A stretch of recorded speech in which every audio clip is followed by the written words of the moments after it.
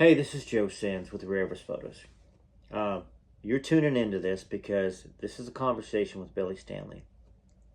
I am still emotionally drained from this, and I know that Billy is. Um, it's almost difficult for me. I had to hold a lot of this in while we were having the conversation because Billy was very emotional. If you're going to watch any video all the way to the end and put MITTE, let it be this. Because this video is going to, in a sense, open your eyes to some things that you didn't realize before because Billy hasn't shared some of this stuff. And, before we get into all the details about the Stanley brothers, his brother David and Ricky and Dee, his mother, um, just know that I fully believe that Billy loved and loves Elvis with every fiber of his being, you know, and that you and we love Elvis too. Billy was there, and he's going to share some stuff that I hope you're going to take with you and have an even greater love and a greater appreciation for Elvis Presley. That's what this channel is about, is to shine the light on who he was, the best part of Elvis. We all know he was a human, and he had, just like all of us, he had things that he wasn't proud of doing, proud of saying. But I heard some things tonight from Billy that you're going to want to hear. So please, without further ado, let me welcome Billy Stanley to the show. And I can't wait to see what you have to say in the comments. And I can't wait to see how many of y'all watch this to the very end. It's an hour and 20 minutes. We spoke for 45 minutes after this video, trying to emotionally cool down, and we got even more emotional talking about stuff. So all in all, even though this is an hour and 20 minutes, Billy and I spoke for 2.5 hours. Okay? We're going to talk again. There's so much more that he wants to bring to this channel, to y'all, to you, the fans who love Elvis. And that's what's important here. All right, here we go with Billy Stanley and Joe Sins with Rare Elvis Photos. All right, we are recording in progress now. Okay, hang on just a second. I'm doing this for a reason.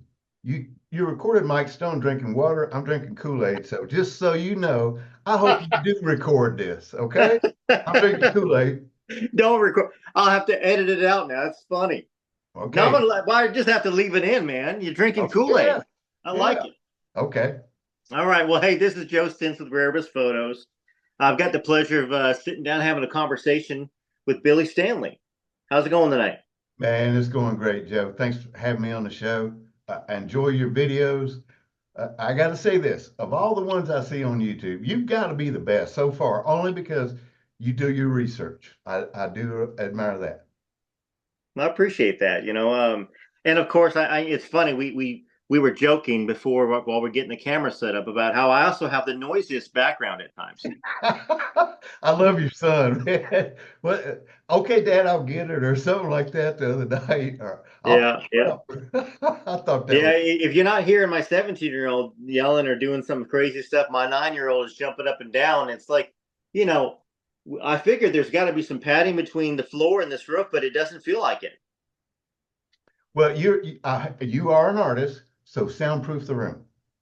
I know. You talked about it. I've seen you. I've heard you talk about soundproofing it. Go ahead and do it. Yeah, I'm Set waiting for one the of I'm those waiting for studios. the loan to come in for that. Oh, we'll work on that. Well, there's stuff we can put on the walls and the ceiling, and we can do ourselves. So you just say, That's "Hey, true. Bill, come on up. We'll hang it up. And we'll put it up there." You just found the root cause. I'm too busy or too lazy. It's probably too busy. Okay. Well, we'll But go yeah, with too busy. I like that better. yeah. Well, hey, I like the background. Thank you. Right. You know, Yeah, as you the next couple of shows we'll change it. I'll change it up every now and then. Once it gets a little bit colder, which it's going to get cold soon, I'll put the one up with the snow and everything like that. So very gracious. nice. As you can see, I got books here. I got your I Elvis, my see all brother. those. Yeah. Yeah. Elvis, my brother, which I haven't started yet. We'll get to that. But on the back wall there's a ton of his Elvis Presley LPM Oh, I 1254. see those LPs. Yeah. I've heard every one of them. Trust me. Yeah. These are all 45s. And then Yeah. I've got mint Presley. Have you got any Sun record 45s? No. Oh man, those things I heard are worth a lot of money right now. They're too rich for my blood. I have never been able to find one in good shape for under $2,000-3,000. If I can find you one, I'll let you know, okay? Awesome. Because I I got will. people all the time say, "Hey, I'll send you this, or this, Billy," and I'll go, "Okay," you know. So, but you know, if somebody says I got a Sun record 45, I'll say, "Okay," and I'll give it to you. How about that? Sounds great. I love it. Okay, bro. Yeah. So, it's funny. We all make lists of questions that we're curious about asking. We're going to get into a lot of questions here that the viewers have asked me to ask you, and then some questions while I'm laying in bed at night watching Outlander or some other show like that. Yeah. And I'm thinking, God, what can I ask Billy that maybe he hasn't been asked about? And we're going to start out with something that I don't know if you've been asked this or not, but I know you have to be privy to the knowledge of it because you were around Graceland at the time. Yeah. Okay. Um, let's talk about Scatter, the monkey. Yeah. Oh, yeah. Okay. So I Scatter. want I want to hear a couple different things, some funny stories, and then also I'm sad how it ended. The tragic ending of Scatter. That he Well, well, I'll get to that. Okay. okay, all right, Scatter. all right, Scatter. Scatter was a character. Now I'm gonna tell you this. I mean, he bought him from a guy named Bill. I think it was Killebrew. Had a local TV show here in Memphis. I mean, the guy even had a car that had a steering wheel in the back seat. So Scatter would be sitting in the front. He would pull up the red lights, and it looked like Scatter's a chauffeur. He's got a hat on and the chauffeur outfit, and he's on the steering wheel just going like this. And people look over and see that monkey. It looked like he's driving, but you're actually driving from the back seat. So Scatter was a local character on local TV here. Elvis bought him. And we thought he was the coolest thing in the whole world, except when after we moved to Graceland, Elvis had our apartment built. It was an extension there because he wanted us to stay, and we'll get into that.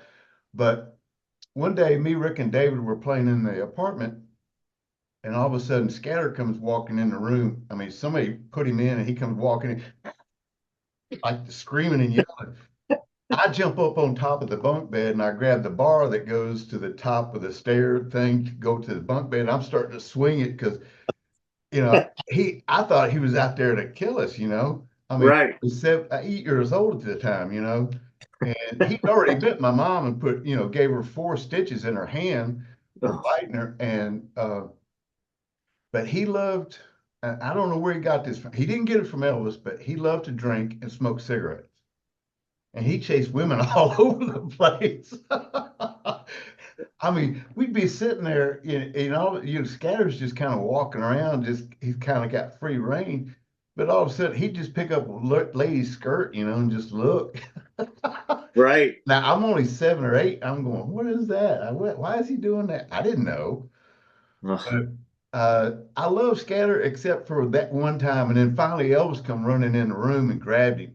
And I don't know if it was Elvis that put him in there or one of the guys, but Elvis heard us yelling and screaming. And so he come running in, he grabbed Scatter by the hand. I mean, Scatter, when Elvis was around, was a different character. I mean, he would calm down, just, okay, there's the ball. Okay. So, Elvis took him by the hand and walked him out just like he would a son, and just they walked out and that was it. Now, on his death, I've heard all these stories about, one of the maids poisoned him or this or that. What happened was we was having a firework. Elvis, at one point, he was like, everybody that's been through Graceland, before you go down the stairs to the basement, the basement with the mirrors and everything, those stairs right there, to the left, there's a door. And that was kind of like a washroom storage area type thing, even though the washroom is down in the basement. But they put a lot of stuff in there. It was a storage area, so that's where Scatter stayed. I mean, he for a long time before the jungle room was the jungle room. That's where he stayed right there. And so Elvis had a house built for him because the maids and everything. He was starting to make a lot of racket when he got older and stuff. So Elvis had a little house built for him in the backyard. Okay. So we were having a firework war that night. So it had to have been around New Year's, or I think it was 4th of July. The next day they went out to feed Scatter, And I mean, it was heated and air conditioned, even had a little stereo system in it, the house. Hmm. They went out to feed him the next day and he died of a heart attack. That's what the coroner said, or the vet said, when they did kind of like an autopsy type thing, what happened to him. Because Elvis wanted to know what happened to him. And he said he Hmm. died of a heart attack. So that's And, and what was scary. and this was 4th of July. Was Elvis there, or were you guys just having Oh yeah, fireworks? yeah, no, yeah, he was there. Yeah, yeah, we didn't have the firework wars unless Elvis was there. So he was the one that instigated all those things. I've heard And about those. we'll get into I've yeah, heard that it can be one of very, those. very harmful to your health at times because a lot of bottle rockets coming at you. No, what we the bottle rockets, we didn't really shoot a lot of those. They were Roman candles. Mm, that's what. And yeah, they at one time, and this was before we got old enough, they would divide up into teams, and which they still did later on, but they would wear red and I mean it was red and blue jumpsuits, and they put motorcycle helmets on. And so what happened was one time that somebody shot a Roman candle and it hit somebody in the chest, and they had a bubble shield, which back in the 60s and 70s was just kind of a little shield that came down. It hit his chest and bounced up inside the bubble part and Mm, burned singed his eyebrow off. One of the guys, I think it was Jimmy Kingsley, was the guy that. And so that's when they kind of stopped a little bit, and then he started back with him, but we didn't put on uniforms or anything like that. We just shot them at each other, and you had to run. And so that was the firework wars. Now, a yeah. funny Well, story on the firework war. Elvis and I, they they ganged up on us, and he and I had to run around. We was in the backyard, and we ran around from where the car park was to the front of the house, and they stopped chasing us. And so they also, not only did we have Roman candles, we had these things called chasers where you light them, and then they make this loud whistling sound, and then they explode. uh-huh. So I said, we was trying to make up a plan. I said, well, what are we going to do? He said, well, I guess we're going to have to walk around the pool. And he said, no, I got a better idea. He said, follow me. So we walked into the front door. He said, what have you got? I said, all I got is this chaser. He said, hand it to me. And he's got a cigar in his mouth, and that's how he lit them. Hmm. So we walk in, and all the women and girlfriends are looking out. This is when the jungle room, that's what the living room, or yeah, the living room. All the women and girlfriends were looking out the windows facing the backyard, watching what was going on. And Elvis and I walked through the dining room into through the kitchen, and they're all standing there. And he says, hand me that. So I hand it to him. He takes that cigar, lights it. It starts whistling. He throws it at him. Oh my God! They Just have a start running scatter. all. They start running. They're fighting over themselves, trying to get outside. Elvis and I are standing there laughing. I mean, Elvis is laughing so hard he had to sit down on those steps that go down into it. He's Hmm. laughing so hard he's crying, and so am I. And that pretty much was the end of it right then. I mean, all the guys saw what happened and said, "Well, that's it. Nobody can top this." So, Yeah.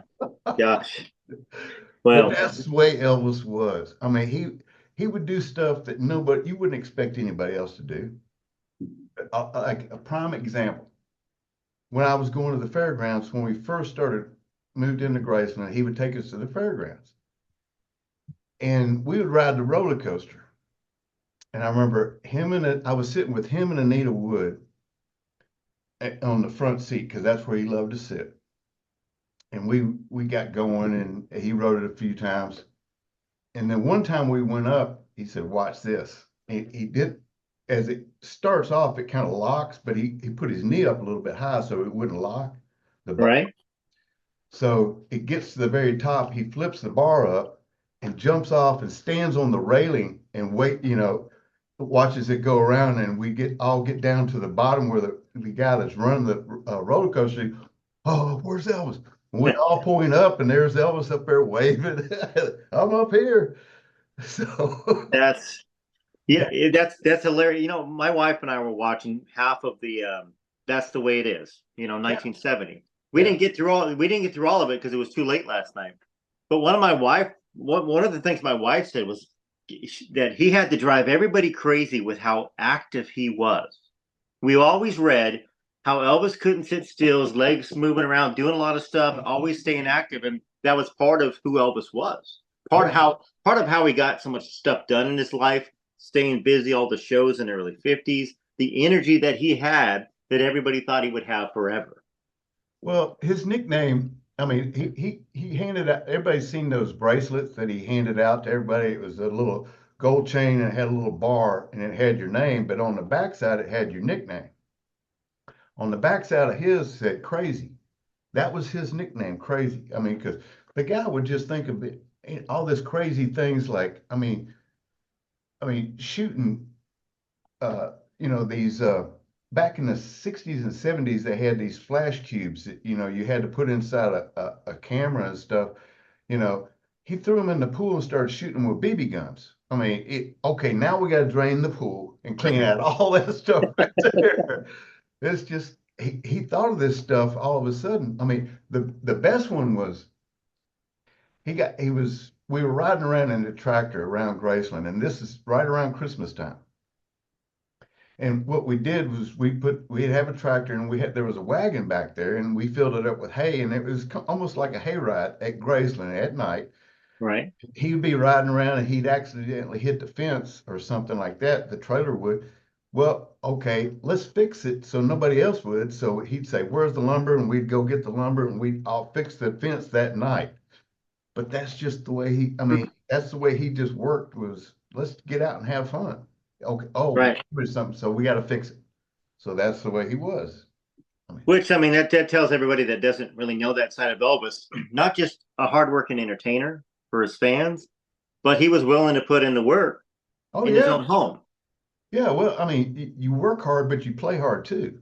It's got to be a balance there. If you work real hard, you've got to play that hard too. That way it balances out. So when you do go back to work and stuff like that, you go, okay, I had a great weekend because at least I did this, this, and this. But see, Right. I mean, Elvis didn't believe in doing anything halfway. And I mean, it was all or nothing. And I mean, he told me this from very beginning, from the time I was 7 years old up until 24 when he passed away, Billy, you know, what good is, you've got to put everything you've got into anything that you do in life. And know this, that, you may not be the best, but at least you'll know in the back of your mind that you've done everything you could to be the best at it or have the most fun because you don't come back for an encore. Hmm. He said, this is it. This is what we have right here in front of us. And you see, I mean, in your life and everybody's life, this is it. After this, we go to another plane and, we'll get into that later, but this is it right here. So make the best of it while you're here, you know? And I mean, that's why he was so insistent on loving your neighbor. And when I say love, I mean, he did actually love everybody in the whole world. I mean, I've never seen anybody with that much compassion and love before in my whole life, and it was such an inspiration. And then you hear him read from the Bible, and it says that, and he just reaffirms it with these actions. I just sit there and I mean, what kind of mentor is that right there? You just Right. go, wow. I mean, I'm everything I am today is because of him. I mean, he led me in this direction. And I mean, I'm glad I had somebody like that growing up as my big brother. And I mean, that's what I try to share with people is because the biggest question everybody always asks me is, what was it like to have Elvis as a brother? Have you got got a month or so I can sit and tell you what it was really like, because it's hard for me to describe. And I mean, I'm thankful that I got this opportunity on your show to sit here and tell the fans what it was really like. Thank you for this opportunity. 'Cause Elvis is happy Thank right you. now. Elvis is real happy going, man, it's about time you and Joga finally got together. Okay, now you can tell the good stuff. Well, that's nice to hear that because I've always, since I was a little kid, that part of Elvis to me was the only part of Elvis. And growing up, I grew up what in the I guess the 80s. There wasn't much out. There was that Albert Goldman book, which I used to start with kindling. I take pages out to start my fire in the bonfire backyard. There you go. Disgusting book, disgusting book.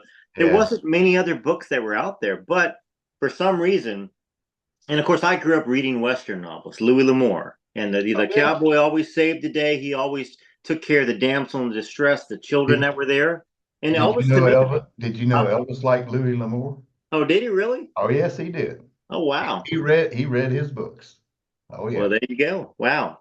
Yeah, in junior high school, the librarian said that I read over like 1,000 or 1,200 books in junior high school, and of course I've read every Louis L'Amour novel, biographies that were on Mickey Mantle and everybody else. I just love to read, but yeah, it was just that's that makes total sense to me because we all have to have mentors growing up, right? Yeah. You know, you had Elvis was one of your main mentors. You know, Right. and for me, heck, my father was a suspect in the Zodiac killer, Hmm. um, which is interesting. Not to say he was a bad man, but Yeah. he was a hard worker. He was a bit violent, beat me a lot. I didn't have a Sorry to I hear didn't that. you know I think everybody has something in their childhood that's traumatic, or most people do. Sure. But my mentor growing up, for whatever reason, was Elvis until my music teacher, and then he became a mentor too. Yeah. Uh, And when you talk about how give me a couple months and I'll tell you about Elvis and all the good things and how he loved everybody. That's Yeah. how I grew up. I just grew up loving everybody. Yeah. Well, good. I mean, and now another thing you just said that you got in common with Elvis, he loved to read. Cause I mean, just like because people always say, and it's close to Christmas, what did you give Elvis? Like one subject that he loved, and he would just get as deep as he could on. And I mean, there wasn't a lot of TV like we have today, where there's documentaries and all, like the Kennedy assassination. Hmm. So fascinated with that, because he knew, well, there's got to be more than one person to do this. He said one guy can't pull this off, and so he read as much as he could on it. I mean, I gave him a couple books on it. He loved it. I mean, that was one subject. And another thing was, if there was a painting or a statue of like big cats. When I say big cats, I'm talking about lions and tigers, jaguars, stuff like he loved that stuff. That so it was easy to buy for him. I mean, everybody we had everything in the world, but if you knew what he liked, it was different. So and that Right. so that's why it was easy for me, Rick and David, to pick something out for him for Christmas, to buy something like that for him. But he was Huh. so interested. I mean, he read all the time. And I mean, of course, when we talk about reading, he'd always get into I mean, the Bible was the number one book for him. He read it almost every day, you know. But I mean, and there's a lot of people that, like Larry Geller, for instance, he kind of got him on a track of, transcendental meditation and all this other stuff. And Elvis was interested as a curious person, which he was. He was very Mhm. curious. You know, is there other things that I need to know about? And which he did read on. But then once he found out it strayed away from the Bible, that's when he put it away. No, no, I'm not going to go any further. No, that's enough. And he would put it away. So, Yeah, and but he was a voracious reader. Sounds like you are too. So, yeah, it's funny. There's so little that we know, no matter what we read. You know, yeah, there's so much information out there, and I'm glad you brought up Larry because Um, Larry left the fold for a while. Larry came back. Larry was there, with Elvis towards the later years. And you know, did you get along with Larry? Did you spend much time with sure I Larry? did. Okay. I get along with everybody. It wasn't until Elvis passed away that when everybody changed, and I mean, that's something that me, Rick, and David, we never could understand because we grew up with these guys as kind of like uncles or something, you Hmm. know, Red, Sonny, and all of them. I mean, we love these guys. And then I mean, there's no easy way to segue into this is, when uh, Red and Sonny and Dave Heller, the book came out, we knew about it before it came out because Elvis got the galleys on it. Hmm. And, it really, how can I put this? I'm just, that really devastated him. I mean, to the point to where, I mean, it almost killed him. I mean, it really did. I mean, and people say, well, Billy, what about the book? And I always answer it this way. You got a best friend, right? Yep. Everybody out here that's listening to this show's got a best friend. Would you write something like that about your best friend? No, you wouldn't. No. No. I mean, so, and I'm sure, I mean, because trust, I didn't talk to Red. I did talk to Sonny and I did talk to Dave Hebler. And they did explain that Billy, they changed a lot and they Mhm. exaggerated a lot. I said, I understand that. And I said, one thing, Elvis forgave you guys, but I can too. And I have. I mean, And to that, and to that point, I know you. I was there 2 weeks before Sonny died. I was at his hospital bed, and I Okay. talked to him, and I said, Sonny, he said, Billy, I'm sorry. I said, I know you are, Sonny. You don't go any further to that, okay? It's just let's think about you right now. And I mean, but he talked to all three of them. I forgive you. I mean, that's the thing about Elvis. People don't understand. I don't care what you did to him. He could sit there and look at you. It may anger him and devastate him for a little while, but he'd sit there and go, you know what? I forgive you for it. And that's what got me. I mean, when I think about that, I'm sorry if I get a little choked up, but the guy was the most loving individual I ever met. If I could have half of that, if the world could have half of that, this would be a great place to live. Yeah. Yeah.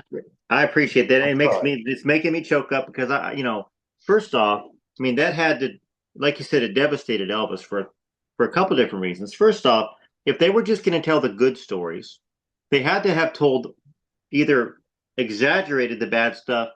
They released to a total stranger personal information on the person that they're supposed to love, their brother, that they're Yeah, supposed to protect. And I know, looking at the interviews, you can see Sonny's devastated because Sonny, I'm sure he felt this book contributed to killing him. I yeah. think that he felt that. I could see They, it. all three of them did. So Okay. it wasn't just Sonny. Okay. But Steve Dunleavy. I mean, he took a lot of poetic license and exaggerated a lot of it. So I mean, yeah. Here again, I'm not taking the blame off of anybody. It happened, but you know Hmm. what? At the end of the day, he forgave him. And I mean, if he could do that, I can too. I mean, Now this is a little bit more of a question to dive a little deeper in what you think. okay, Obviously, he let Red and Sonny and Dave go. We know that. You know, right, we've heard budgetary reasons as well as the lawsuits.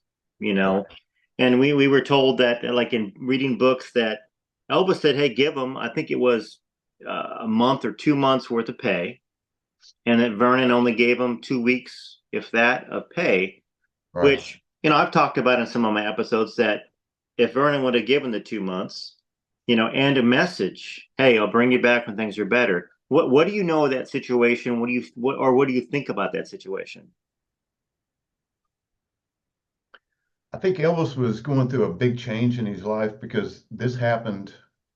I mean, and what I say about this is what I mean by it is he was going through a change in his life where he was going to make a lot of major changes in his life. I mean, complete changes. I mean, a lot of people don't know this, but Colonel Parker was on his way out too. Hmm. And there was a lot of guys that worked for Elvis that were in that inner circle were about to be dismissed. I mean, this what was told to me on August 14th, 1977. He even asked me to come back to work, and I said, Elvis, I'm a jet mechanic. I like where I'm at. And he said, but Billy, if I want you to come back, would you? I said, Elvis, you got Rick and David, you know. He said, but if I ask, I said, Elvis, if you want me back, I'll come back. You know that. I mean, you don't even have to ask, okay? He said, that's all I want to know. And that's the way he left it at that time. But there was going to be some major changes in his life. I mean, he was wanting to do a European tour to Hmm. the world because I often heard him say, Billy, I'm sick and tired of people having to come to Vegas to come see me. Yeah, I'm touring the United States, but there's people in Europe and Asia and around the world that want to see me. I want to go see them. I mean, that's why that when that movie contracts, Colonel signed him up for 7 years, 3 movies a year. Once that was over with, they did a test, kind of like a test, this the waters type thing, and that's what the '68 special was all about. To Hmm. see if he still had it. I mean, he come out in that black leather. I think he knew he showed everybody in the world. Yeah, he still got it. Right. Oh yeah, amazing. And the Yeah, best vocals that you've ever heard of a vocalist in your life was done during that 68 comeback special by far. exactly. I mean, nobody had ever done anything like that. And I mean, when, the funniest thing that happened to me, experience I had, because shortly after that happened, Elvis, when he was at home, would go down to the gate and sign autographs. When he'd see the fans gather, okay, let's go down and see the fans. Okay, and he'd sign. And there was this one lady, she sat there and said, "Oh, I loved your comeback special." He just kind of stopped and looked. He said, I'm paraphrasing, okay? Come back, sweetie. I never went anywhere. What do you mean by that? I've been here the whole time. And she got, he gave her a hug and gave her a kiss on the cheek. Said, "Never mind, sweetie, that's okay." And he signed the autograph and took a picture with her. But that when I heard him say that comeback, he said, "What do you mean comeback? I've been here the whole time." So, but So out of curiosity, were you did you get to go there? Were you at home? Were you in school? I mean, how did it work out for you for this whole singer Christmas special comeback special thing? well, I mean, we went to go see it at Graceland. Okay. I think it was set up that way with Elvis and Daddy. I mean, that's what I call Vernon. Because as soon as it was over, because of the time difference, it played in Memphis before it did in California. So he called Graceland and he talked to me, Rick, and David, and Mom and Vernon or Daddy. He talked to all of us. Said, "What'd you think?" "Wow, man, that was the greatest thing I've ever seen. This is so cool." He was laughing the whole time. He said, "Good." And then now one of the things everybody always asks me about, being Elvis's brother, when did you realize he was who he is? I knew there was something special about him the first time I met him when I was 7 years old. And now I saw him in 1961 at the Ellis Auditorium, but I was only 8 years old and I didn't understand what a concert was or anything like that. But in 1969, he did Vegas for the first time. We were there. And I mean, I was in Led Zeppelin, The Who, the Beatles, and all that other stuff. And I was wanting to go to Woodstock. That was Mm. the same August 1969. Nope, the family vacation is going to be here. And okay. So I'm sitting there, looking around the audience. I thought, man, all I'm going to see is a bunch of old people. I'm seeing celebrities and people of all ages. Yeah. And he comes out. I swear, I think I took one breath. My jaw hit the table, and I looked at my brothers, and we kept looking at each other and looking at Elvis, going, "Who is this guy? I've never seen him before." That was the best rock and roll concert I've ever seen in my whole life. I sit there and just, now I know why they call him the king. And we went backstage, and he looked at us, and "What'd you think about that?" He said, "Do you wish you was still at Woodstock?" I said, "Heck no." I gave him a big hug. "That's the best thing I've ever seen." He said, "Billy, you hadn't seen nothing yet." And that was his words. He even walked up to Colonel Parker and said, "I've been wrong for so long, but I was right tonight." And that meant Hmm. he loved his fans so much that he couldn't wait to get back in front of them. And that's what he lived for. He lived for those fans. I mean, I mean, the love he had for the fans, I mean, is tenfold. I mean, you know how all the Elvis fans love him? I mean, as you as a fan, you know that? Hmm. Okay. Imagine that hundredfold. That's how much he loved you. Because, I mean, I heard, and since Priscilla is one of the topics that we can freely discuss, one time she pulled through the gate and said, "Well, those people at the gate," he said, "Whoa, wait, who?" He Hmm. stood up, "Those people? Let me tell you about those." I mean, he went off. Yeah. Put my head down. Oh my God. I mean, because I knew from an early age how he felt. He went off, and I mean, on a tirade that lasted for about 5 minutes. And I mean, he said, those people are the ones that put you in this house and put me in this house. They own this house. They own everything. If they want their shirt off my back, yes, they put it there. I mean, I just went, okay. If you got the message now, you didn't say anything about the fans in front of him because by God, he'd light you up and mean Well, it. I know everybody loves hearing that because, the love that people still have for Elvis today in 2024, you It's know, unbelievable, isn't it? he wouldn't have imagined because of his humility, first off. He Yeah. was a very humble person, I think. He wouldn't have imagined that literally he's bigger now. I mean, he was just as big then, but now we've had 50 years of children, grandchildren, people being born to discover him, and it's just amazing. He always thought everybody would forget about him when he passed away. He always thought that. And I told him several times because, he would mention it at the subject. I said, Elvis, nobody's ever going to forget about you. You'll never die. He just, Billy, they'll forget about me. I'm like, no, they won't. They won't, Elvis. I promise you that. And I No, see it today, and it just makes my heart burst with pride. I mean, I got to grow up with this guy. right. That guy And called not me not his just little that, brother. not just that, you sincerely love your brother, and he Yeah, sincerely loved you, and that's why the emotions can come to you like this. I mean, I can see it. I mean, you were there with him. You were there through the great times and the terrible times that yeah. happened in his life. And for us fans that bubble up emotion, like I was singing The Last Farewell on my Elvis and the Legends channel, and I put a bunch of World War II stuff to it because I know Elvis was very patriotic. Oh, He yeah. loved this country. And Yeah. he recorded The Last Farewell because he loved the idea of patriotism and dying for your country in a sense. Sure. And I got emotional just choking up, editing it, just because of that. Not, and it's me singing, but I know it was Elvis's song that he sang, and he sang it better than Roger Whittaker, obviously, Oh, as he yeah. did. But I mean, the guy, to him, it was God, country, and family. That's the three things. If you don't have any of those, you're lost. I mean, and he would pray for you. I mean, now here's the thing that I always got is I would, when he'd call me to his room or something like that, and before we'd leave, sometimes he'd say, let's say a prayer. And okay. He said, okay, kneel with me. And I'd be kneeling down at his bed with him. And I'd look over and I'm going, man, if people could see this guy right here. And he wasn't praying for himself. He never said, please give me this, this, or this.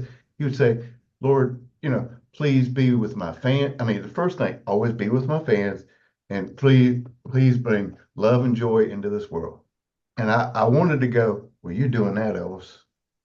You know, that would always cheer him up when I'd say that. But I mean, the guy was my brother. I mean, I came into his life when I was 7 years old. We had come from a boarding school that me, Rick, and Dave, we were put in boarding school for about 3 to 4 months. Now, 3 to 4 months to a 7-year-old is an eternity. yeah, it's a year at least, a year and a half. Yeah, that's what it felt like. And then you know, we come out. They say, okay, your mom and this new man's Vernon's going to come and pick you up. And so we walk out of the boarding school, and there's mom and Vernon. And Vernon's got this 1960 Lincoln Continental. I've never seen a car that big before. And so we get in the car, and Vernon's and mom are talking about, oh, wait till you see your new big brother. And who's Elvis? What's Elvis? We didn't know. I mean, there was no such thing as internet or MTV or anything like that. I mean, we come from a military background and we had a radio, but they didn't listen to Elvis. So I didn't know who he was. And the next thing I know, we fell asleep. We was in Newport News, Virginia at a boarding school called Breezy Point Farms. And so they woke us up just as we pulled up to the gates of Graceland. And I woke up and I see Graceland all lit. I mean, it's not lit up like it was now, but they had white lights on just the front of the house. And I saw it. And the only thing that could come to my mind, because I did get to see a little bit of TV in the boarding school, was it looked like the castle in the Wonderful World of Disney. except it Okay. didn't have a little ferry going around. I was just going, Yeah. oh, look at this. This is a castle. And Vernon said, welcome home, boys. And that's when we saw it, I was just, wow, this is cool. I said, it looks like a castle. Does a king live here? And Vernon kind of giggled a little bit. He said, well, some people think he is. I said, wow. And so we go into the back. When we walk in, Alberta was there. Now that's the one that Elvis called VO5. That's what he called Alberta VO5. Uh-huh. And so, I mean, there's this large black lady, and she comes up and gives me, Rick, and David this big old hug, and we're just, wow, we love this, all this attention. Are you hungry? No, ma'am. No, we're not. Well, Elvis is downstairs. He's been waiting on you all day. So we walk downstairs. We go down the mirrored staircase, so all the people that are listening that's been through the house understand. We go down there and we take a right, and there's the pool table. And we couldn't see anything because there was a large crowd of people around the pool table, but we heard a voice that go 8 ball in the corner pocket. And evidently he made it because everybody, yay, way to good shot, E. And as soon as he did it, everybody just parted. And there he was standing at the end of the table. I'd never seen Elvis before, but there was an immediate attraction or something about this guy that this guy's neat. That's all Yeah. I could think in my little 7-year-old brain. He smiles at us and puts the pool cue down and walks over. He's looking down. And he says, "What do we got here, Daddy?" He said, "These are your new little brothers."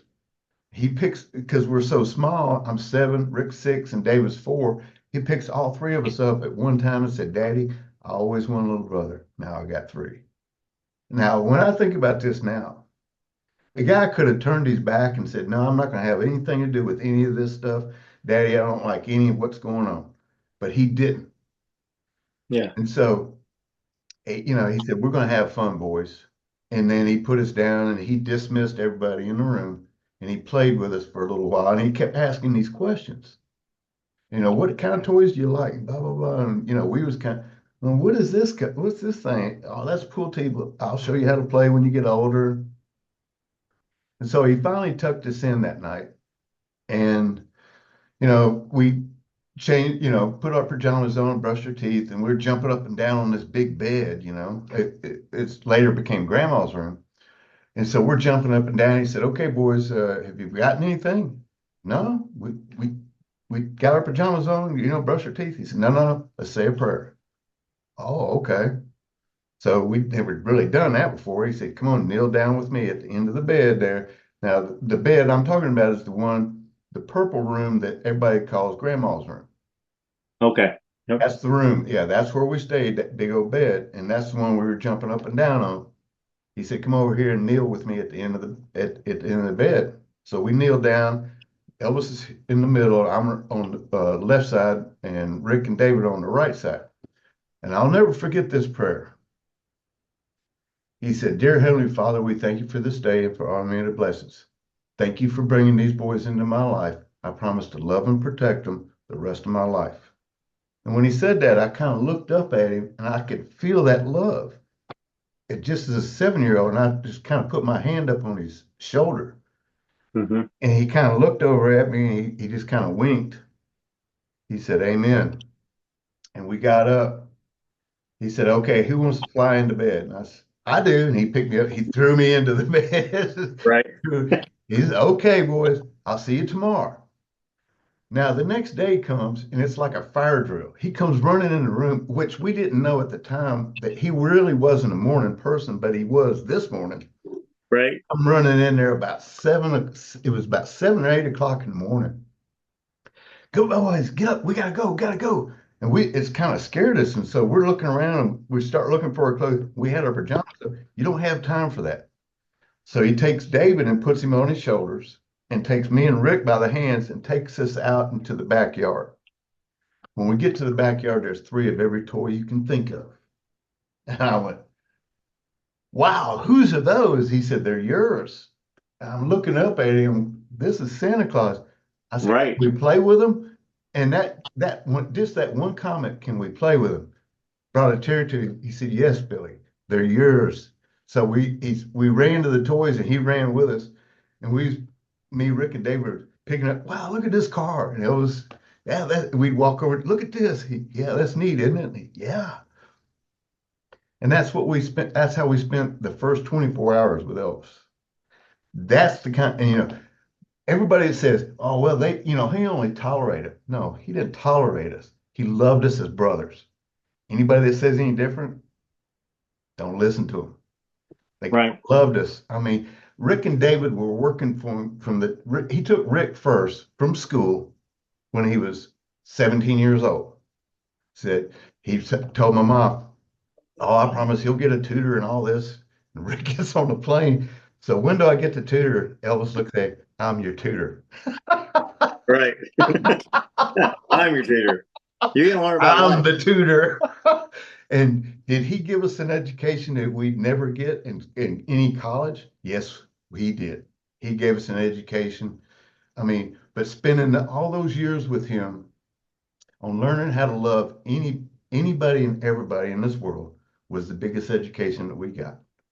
And I mean, it was just like it was every kid's rock and roll dream back in the 70s. I mean, I thought Led Zeppelin, The Who, and all these guys were big bands, but there was, I'm trying to remember this promoter's name. He said, Billy, I'm making more. You could be on the road with Led Zeppelin. He said, Billy, I make more in one night with Elvis than I do a whole week with these guys.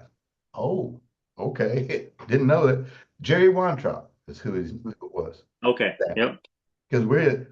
Because he was telling, oh yeah, well, we got Rolling Stones, and because he was with Concerts West and say, who you doing this week, and that, who you got.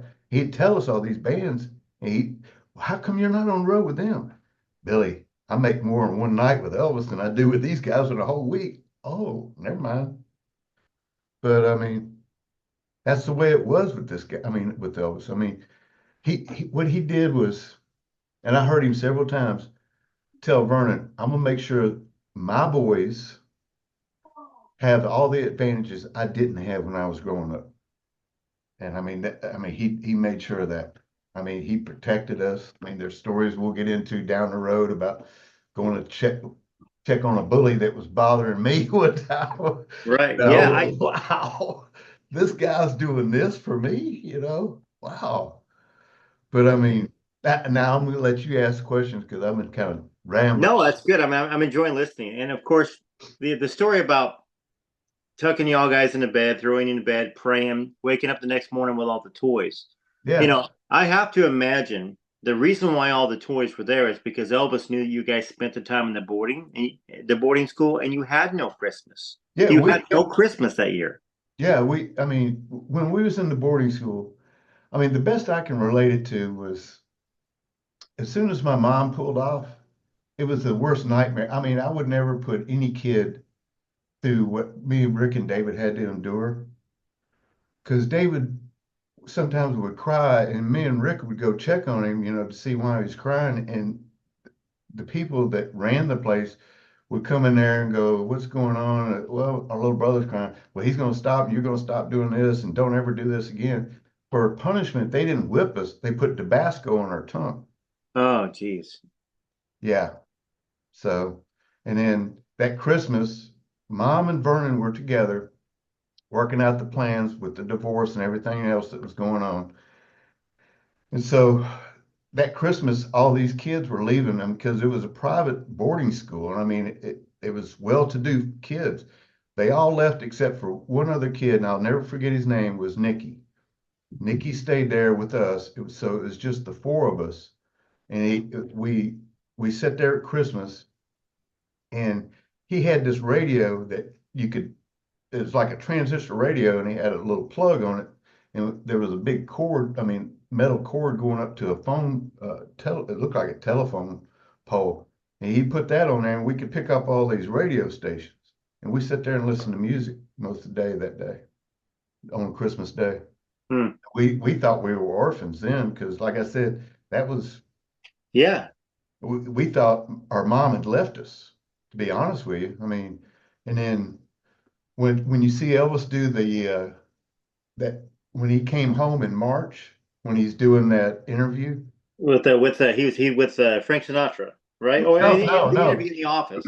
In the office, was in the right? office. Well, me, Rick, and David are outside playing, outside that outside the off Vernon's office playing. So he came back home in March. We were there the week, 2 weeks after he came back home, and that's when we moved into Graceland. And everybody, well, he didn't want, he tolerated him, and he just put up with. No, he had that apartment built. It was a 3-car garage. He had that converted to an apartment so we could live there. The only reason we moved from Graceland was because Mom and Vernon said this is not the best environment for 3 little boys growing up, because Elvis was taking us to the fairgrounds and to the movies and the roller skating ring, and we were missing all this school. Right. It wasn't a reality. You guys didn't have the reality. You were living a rock star life at Dang it, 7, we 8, gotta 9 move. years. We don't want to move. We want to stay here with Elvis. I mean, because up until that point, I mean, we'd been living there for about 2 or 3 years, and that's when we started noticing, I mean, what I call the tree people.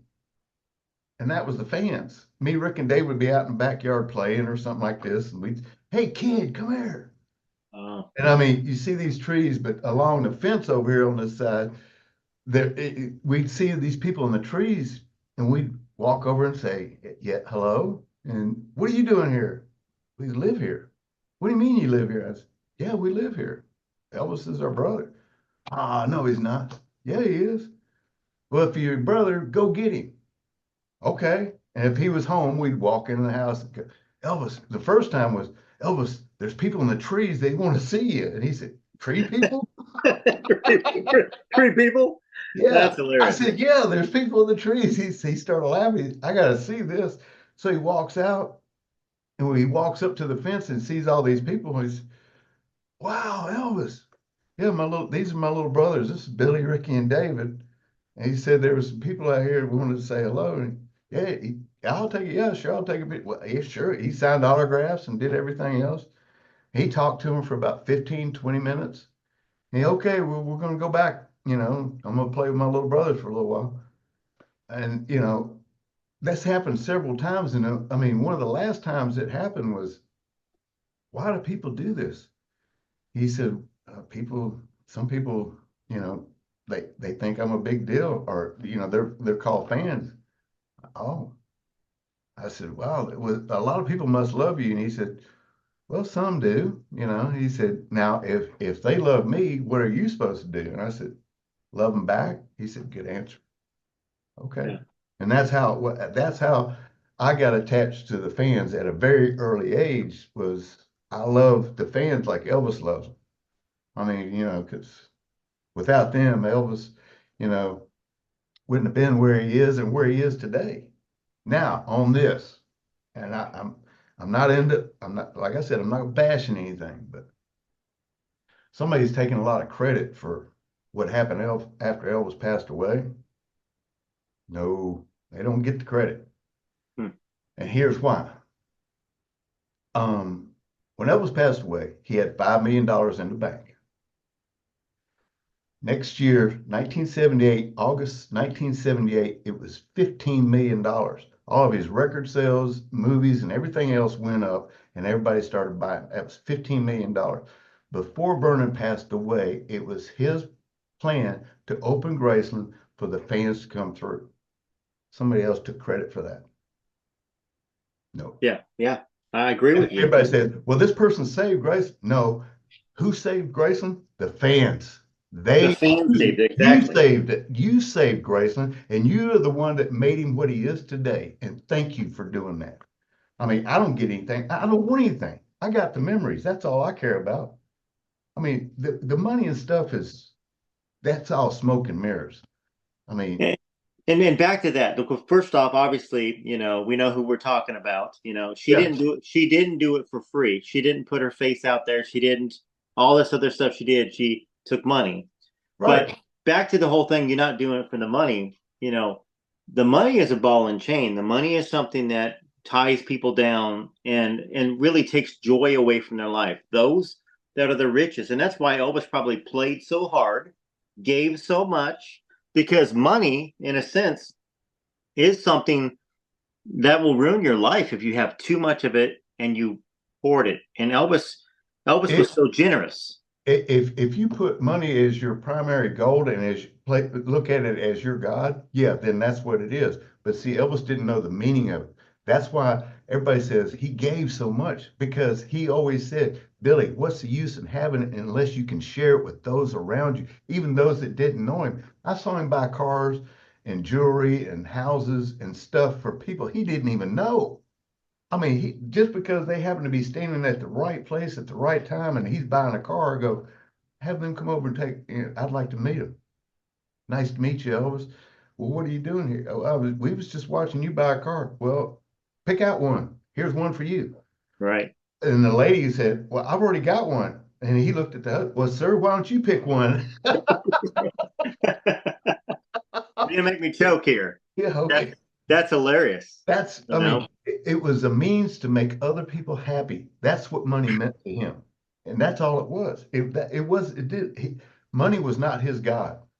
He didn't look up to it or anything like that. It was just a means to make other people happy. That's all it was.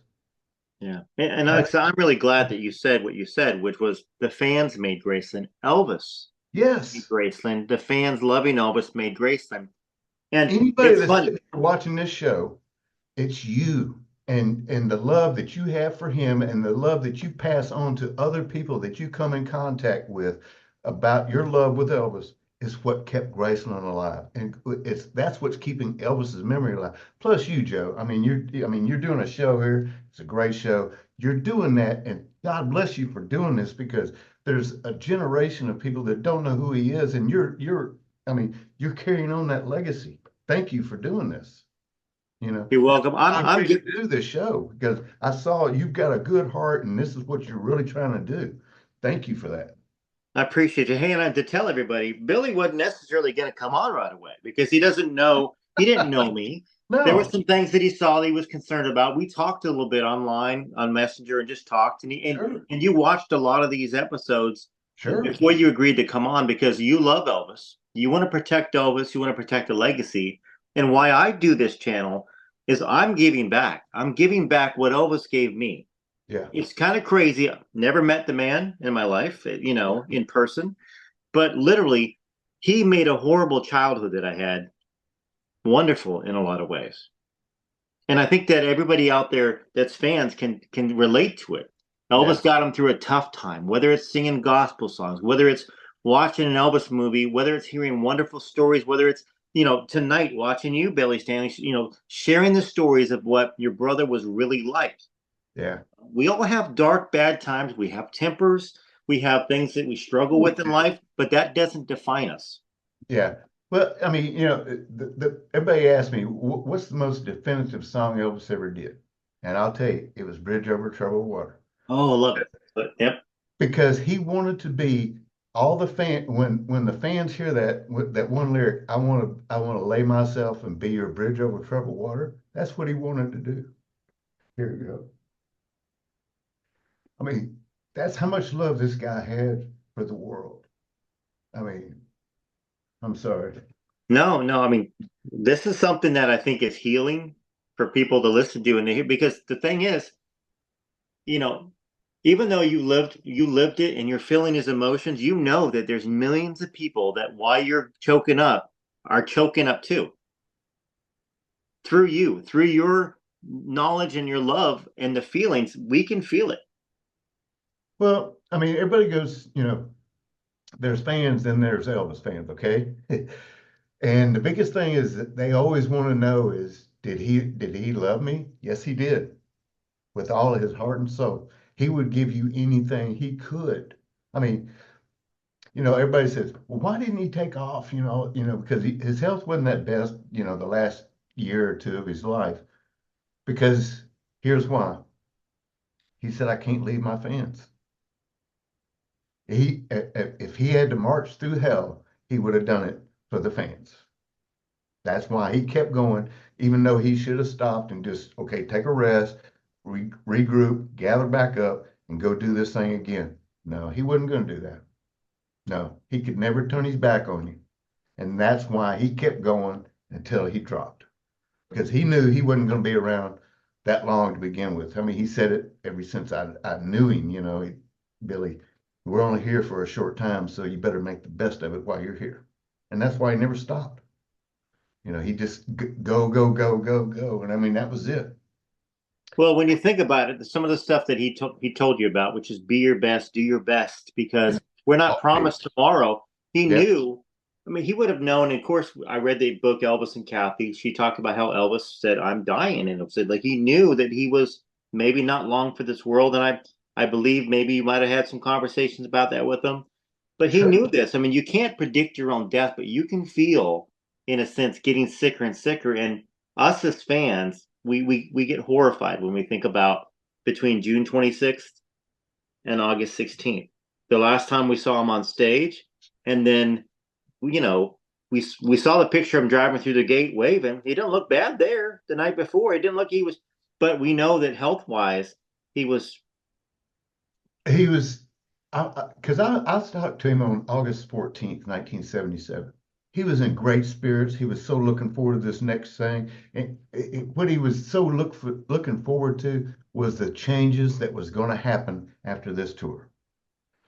Billy, he said, I'm going to get rid of a lot of people up on this. He said, I'm going to get rid of a lot of people on the hill. That's what he called Graceland, the hill. I'm going to right. kick a lot of people off the hill. And I said, and I was about to say Colonel Parker. He said, and him too. He said, I'm going everything's going to change after this tour right here. He said, we're going to do a European tour and we're going to go back to the basics. I said, the base. He said, yeah, I'm going back in front of the fans and we're going to stay there. Wow. Okay, Elvis. Because, he was ready to go, man. I mean, he was all fired up, excited. I mean, he was so happy. I mean, I don't know where people get this. Oh, he was so sad. No, he wasn't when I saw him. I mean, he would have told me if he was sad. Here's the other thing, dynamics of who you're around. Sometimes if you're around somebody that you don't want to bring down, for instance, his little brother. All right. I mean, what it's like to be a big brother. You're a big brother to Dave and Ricky, and rest in peace to Ricky. And we'll talk about that Thank in another show. I'd like to talk you. about that in the show. But first off, Elvis at his core was a happy, enthusiastic, transfer of enthusiasm guy, and he wanted to do wonderful things for his fans, like you said, get back out there, go see the people that had never seen him, and that Exactly. had to travel to the U.S. to Vegas and travel how expensive it was. He Yeah. wanted to go over there for $13 a ticket or $17 a ticket, give everybody in Japan, Europe, Ireland, and it would have Yeah. been the biggest world tour ever. Hmm. You know, but once again, I mean, do you think that part of it had to do with him feeding off of you and your positivity and your belief and your drive, because he had to have known he was pretty sick. I mean, once again, here's the deal: you saw him in person, All right. a couple of days before.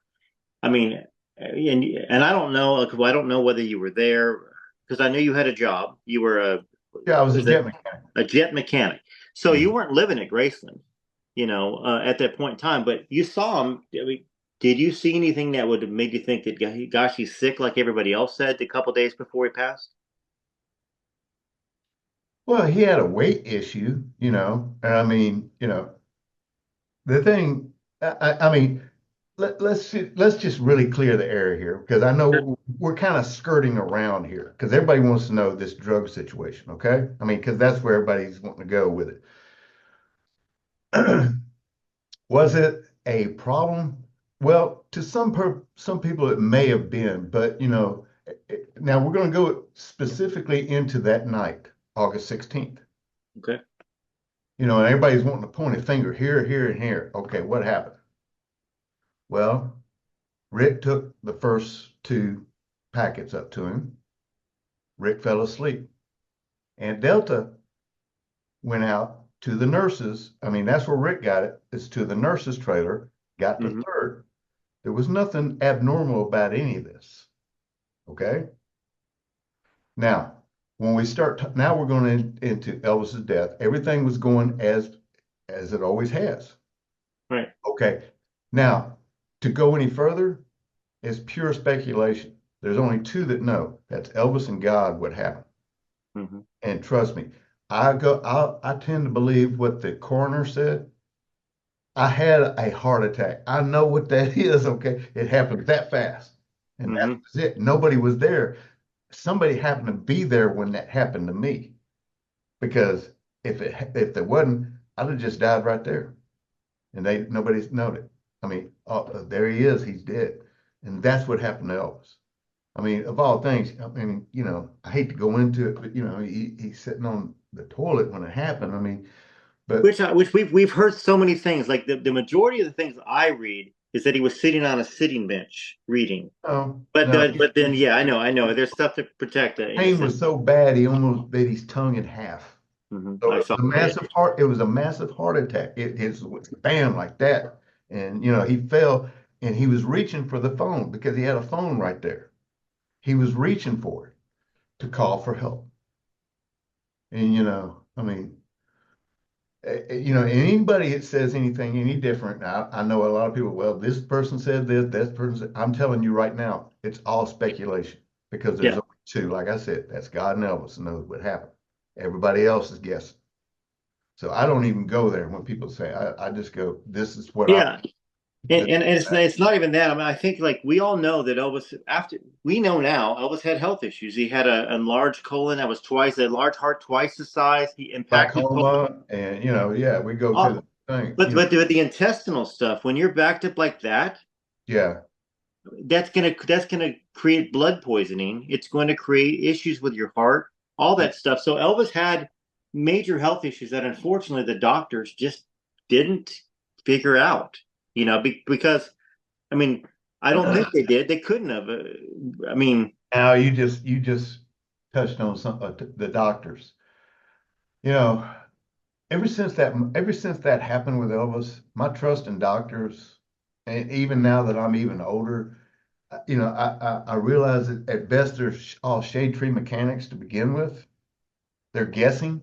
yeah, I saw some doctors that took their oath to help other people. They kind of washed it aside and didn't even care about that. They started thinking about their own little gains here, what they could get and everything, and because they took advantage of it. I mean, there's not a lot of people that didn't take advantage of it. I mean, me, Rick, and David, we never did, but there was those that were, and I'm not going to even mention names, but there was a racquetball court that was going to be yes. built, and next thing they know, they present him with a bill for $40,000. He goes, "What do you mean?" He said, "You came to me and asked if you could use my name, and now you present me with a bill? No, take it. No, I'll forget it. Well, we'll take it. Go ahead." That's what he said. And it was $1.5 million. It was a big amount that ended up being, from his friends in the medical field and other people. Hey, real quick, I have to hit stop and start again just to make sure this saves. So 1 second, stop recording. Well, good. All right, sorry about that. I had to stop it because once in a while my phone does something stupid, and then you got if it lost the whole hour of us talking and be like, okay, well we'd have to do it again. But the thing is, I I greatly appreciate you coming on. I know there's one other thing tonight that I want to talk about and you want to talk about Okay. that people have asked about in the comments. But to let everybody know, we're going to do this hopefully every week and a half. And so if you do have questions for Billy, Yeah. questions about Elvis, questions about Billy or his family, you'll be able to. I'll bring some of them, to Billy. But Yeah. Billy. You lived with Elvis for how long? Off. 17 years. 17 years. Now, like I said, I was there. I mean, I lived at Graceland for almost like 2.5 years, and then we moved over to the Hermitage house, and then we got once the Dolan house was done. But I mean, once we moved over to Dolan, then it was like Graceland was our backyard and stuff. So, but I mean, I It's was right there. with him. Yeah, I was with him from 1966 to 1977. I mean, like I said, I was there. I talked to him 2 days before he passed away. And I mean, it was a typical brother relationship, except he was the king of rock and roll, Right, right. You know, but but it was a brother relationship. I mean I know some people get offended when they brother, yeah, you step brother, whatever you want to say, it doesn't really matter. At the end of the day, that's what he called me, so it doesn't really matter what you think or what anybody else thinks. I mean, it's just that and that's and I think well, that's that's the important. dynamics of it. Elvis called you brother, just like I had half brothers, I had step brothers, I had all that stuff, but we never called each other stepbrother, half brother. And my children, you know, I have two older boys, so my younger two have half brothers, but they don't call them half brothers; they call them brothers. Yeah. And that's because you love and respect, and you don't have to be born under the same roof to be brothers. And the fact that Elvis treated you like, picked you three up, these are my little brothers, because he lost either his little brother or older brother at birth. I He mean, that's a always, big he thing. always, he loved a big family. I mean, I really would have loved to seen what it would have been like when he did settle down to have more kids because he wanted more kids. He really did. I mean, because he was so great with kids. It was unbelievable. I mean, the way he treated me, and see, that's what really breaks my heart was that Lisa Marie never got what me, Rick, and David got. I mean, to be raised by her dad. I can't imagine how great her life would have turned out. I mean, and that's why I won't get anywhere near her book because just what I've heard from the fans, it breaks my heart to know that, the things that were, and I knew this when Elvis passed away. One of my biggest fears was now she's going to have to listen to an ex-wife talk about her dad, and what is she going to say? And I couldn't imagine. I don't want to know because all it's going to do is just make me mad and say something that I'll probably end up regretting the rest of my life, in public about her mom and everything like that. But you know, she never got that opportunity, and that really breaks my heart. I mean, that was one of the reasons why I did the book, The Faith of Elvis. I was hoping in some way that maybe somebody would hand it to her or say, "Hey, have you read this about your dad? How great your dad really was." Because he was one of the greatest individuals. I mean, he was probably the greatest individual I ever met in my whole life. And I mean, I can't, there's not enough positive adjectives in the world to describe how great this man really was. And she didn't get a chance to see that. And that's what really, that's what saddens me. I mean, it's poor little girl. I mean, God. But we can hope somehow that a manuscript made it into her hands because she was well enough connected that it could have happened. We can hope that. Well, I take great joy in this, that the first person she saw after she passed away was her dad. Yeah. Yeah. Oh, yeah. And Okay, we, little we, we girl. are gonna we are gonna have to talk about in the next video what happened to you. But and we got to talk And about then these. we got plenty of videos. We'll I get I into the book and everything else. Right now, this is kind of an introduction. Yeah. Okay, this is what we're doing tonight. So, So we have to talk about this because I feel like you've had a bad rep from what happened, the whole guilt by association. I think that when the name this saddens me because first off, in the world of Elvis fans, I don't hear enough goodness about you, David and Ricky. And because of unfortunately what happened with Geraldo Rivero and your mom.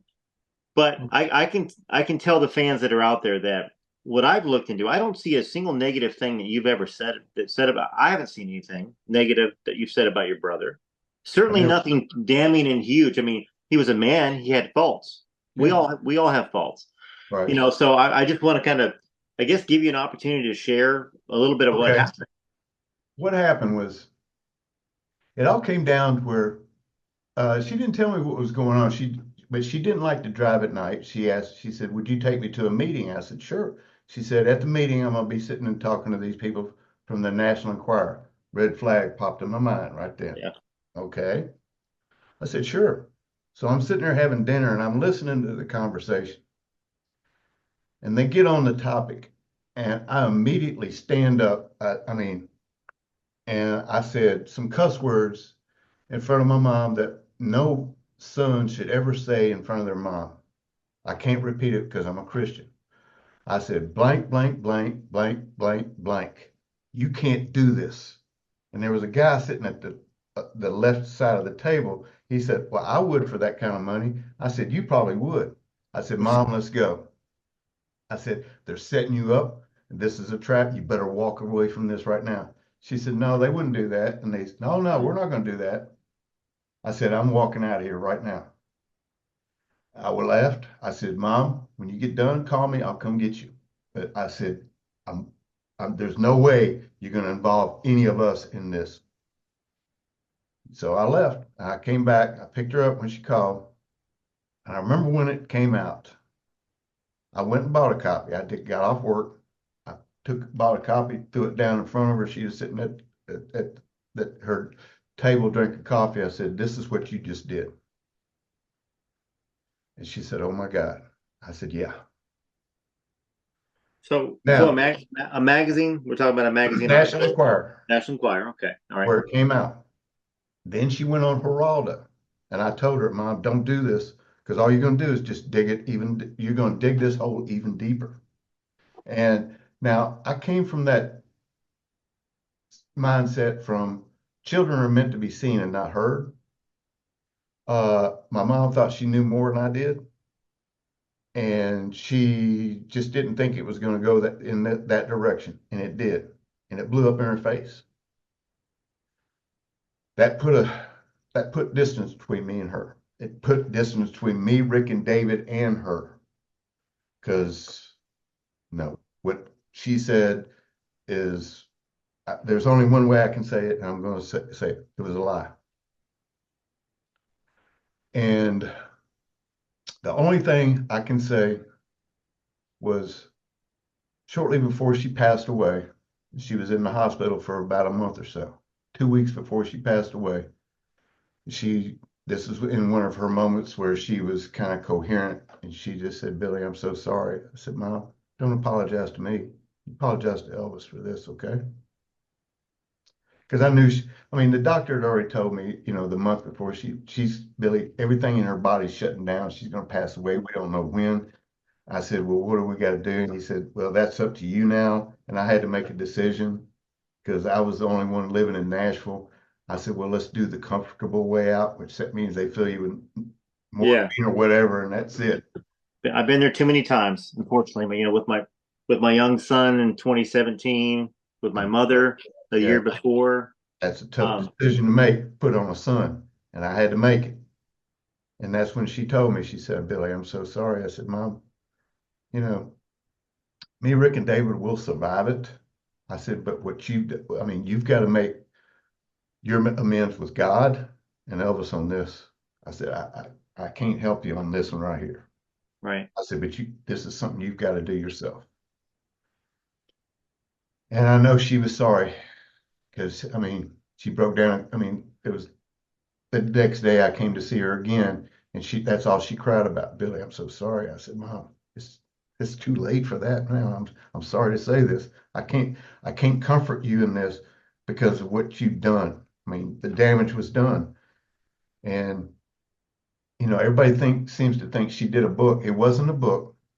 The only book she did was that first one we all three did, and that's another book I wasn't real proud of. If you look at any of it, you'll see Billy shuts up halfway through it because I saw what they were doing. They was trying to exploit us, and it was too Walk. soon. It was too soon after Elvis passed away. The emotions were still raw, and so I shut up about halfway through it. And I said, "No, I'm not. No, I'm not going. I'm not. No, I'm done." So I walked away from it. But I saw her on her deathbed, and one of the last things the day before she passed away, I said, "Are you okay?" She said, "I'm scared." And I knew what she meant by that. She did, "Am I going to be forgiven for what I've done?" I said, "Mom, that's between you and God." But I had to sit there and watch that. And I mean, that was tough Yeah. because the last thing my real dad told me when he came to visit Graceland in 1960 was, "Billy, always watch after your mom." Well, how can you watch after the person that you love and call your mom when they do something like that? I, you know, it you know, So, so it's I guess Elvis, and then she did that. I mean, it was like, you you imagine lost how her. many times I prayed and said, "God, Mom, why did you do this? Why did you just sign me and Ricky's deathbed and David's deathbed for doing this?" And so it's devastated us, and we've had to live with it all these years. And I'm glad I got a chance to kind of straighten it out a little bit. But it's not gonna take away the hurt. I mean, it crushed me, Ricky and David. I mean, we all three just, and we're sitting there, and we even talked about it when we were sitting there watching our mom die. we'd have to walk out of the room, just, how are we going to, all we can do is, it's in God's hands now. And, Because Ricky became a pastor. yeah, well, That shortly after Elvis passed away, Rick became a minister. And ministry. David, about a year or two after him, he was an evangelist for a while. And I was the last one because I'm the headstrong idiot. I mean, I'm a Christian, but when I say Christian, that doesn't mean I'm perfect. Far from it. I'm a sinner just like everybody else. Don't think just because I claim I'm a Christian that I think I'm perfect. No, I'm not. And no, I've made a lot of decisions in my past. I've said a lot of things in my past that I'm sorry for and I regret. But I don't think I'm better than anybody, and I don't think I'm holier than thou or anything like that. I'm just trying to make it through life just like everybody else is right now. So Well, my last name is Sins. So if anybody's gonna know, it's me. Well, I thought about that for a minute. I said, "Nah, he can't be that bad." Oh man. But now I'm glad you've given me an opportunity to finally share the truth with all the Elvis fans about what happened on that, because everybody's asked, and there's no subject that I feel that's taboo with you, okay? Because I've got a, a mutual respect for you that, what you're doing is good for the fans, and I think the fans deserve it. And that's why I had to sit and watch some of your shows before I said, yeah, I'll do it. And after I watched them, I went, you know what? I may not agree with everything he says and does, but I agree with your motive. And that's all that matters to me. I see you got a good heart and it's for Elvis, and I'm there. I appreciate that, Billy. Well, this is wonderful. We'll do it again. I think it's a great. Yeah, maybe next time we'll talk about the book. Let's talk exactly. We talked a teeny bit about the presents in the backyard, and I still have questions about that, but I'll save that for next time. Joe, as long as you want me on this, we'll go as long as you want, because if we can get more fans to tune in to your program and watch this stuff and inform people and give them a perspective that they've never seen before, other than just that everybody, well, most of these guys are gone now. Red and Sonny and all these, they're gone.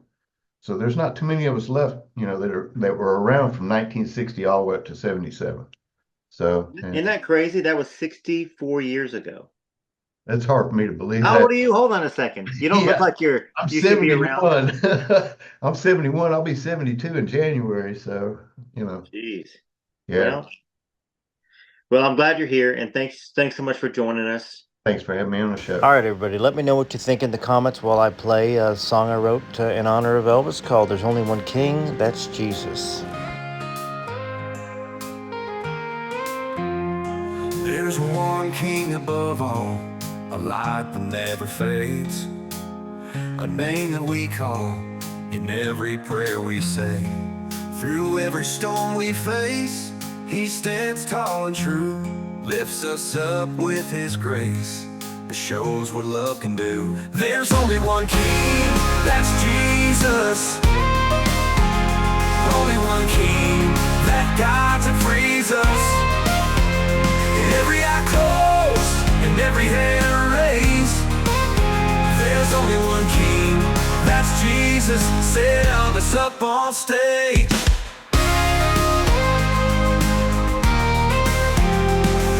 Darkest of the nights, when hope seems all but lost, his light, it shines so bright because he took up the cross. There's only one king, that's Jesus. Only one king that guides and frees us. Every head bowed and every hand raised. There's only one king, that's Jesus. Set Elvis up on stage.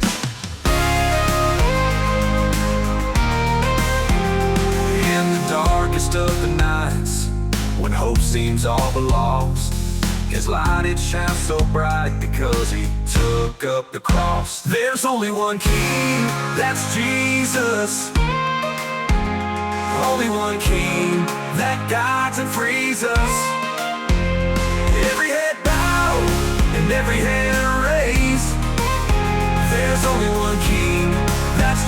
Jesus, said Elvis up on stage. He gave his life for us so that we all may live. Only one King, that's Jesus.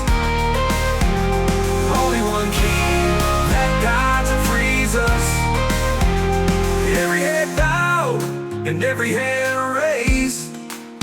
There's only one King, that's Jesus, said Elvis.